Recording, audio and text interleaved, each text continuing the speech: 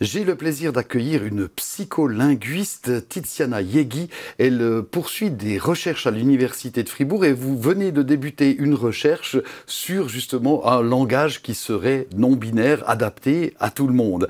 Alors, depuis quelque temps, vous fréquentez pas mal de personnes non-binaires. Est-ce que pour ces personnes-là, c'est vraiment important, ces petits détails de langage? Oui, j'ai juste commencé avec l'étude et je n'ai pas vraiment voir tous les données, mais c'est ce que je peux dire. Est-ce que, oui, le langage et comment on parle des personnes non binaires, c'est très important pour elles. Oui. On peut parler des personnes alors. Les personnes, oui, oui. Exactement. Et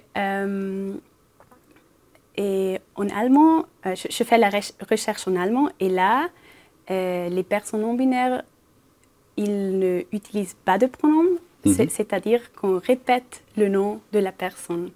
Et en français, il a un pronom qu'on peut utiliser pour les personnes non binaires et c'est yel. Le fameux yel, oui, qui a été créé, qui est une contraction de il et elle, voilà.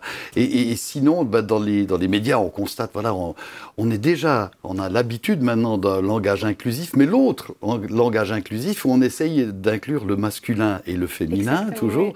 Oui. Mais c'est vrai que de parler de personnes non binaires, ça devient un petit peu compliqué, à part utiliser des termes génériques comme les gens, la population, etc. Qu'est-ce que vous pouvez nous donner comme conseil, à part d'utiliser le fameux yel, qu'est-ce qu'on peut faire? On peut essayer de neutraliser la langue, ne pas utiliser les formes qui sont, oui, masculins ou féminins. On peut aussi utiliser le point médian quand on écrit. Comment on dit, en parlant, c'est un peu plus difficile. Il n'y a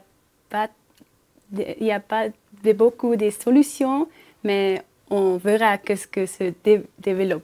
Oui. Est-ce que les personnes non binaires elles-mêmes, quand elles parlent, elles arrivent déjà à maîtriser ça et elles évitent les pronoms ou les articles qui laisseraient supposer que c'est masculin ou féminin? Avec les gens que j'ai parlé, les gens ils ont aussi dit que ce n'est pas facile et des fois les personnes non binaires aussi font des fautes, si on veut dire. Et oui, c'est normal parce que ça dépend. J'ai 33 ans et j'ai 33 années parler d'une manière et maintenant j'essaie de maîtriser une autre manière de parler. Et ça, c'est difficile oui, quand on commence de parler plus inclusif. Mais avec le temps, oui, ça devient plus facile. Ça demande un certain entraînement. Et puis, avec les langues, parce que votre étude, vous la faites en allemand, est-ce que c'est plus facile, plus difficile en allemand qu'en français? C'est différent, je dirais. En allemand, on n'a pas un pronom qu'on peut utiliser. Et ça, je crois que fait des choses plus difficiles. Parce que le fameux neutre en allemand, évidemment, ça, c'est pas quelque chose qui pourrait fonctionner. Oui, le neutre, on fait en allemand, c'est plus facile. Et il y a des choses qui sont plus faciles en allemand. Et oui, évidemment, il y a des choses qui sont un peu plus faciles en français, mais c'est différent. Oui. D'accord.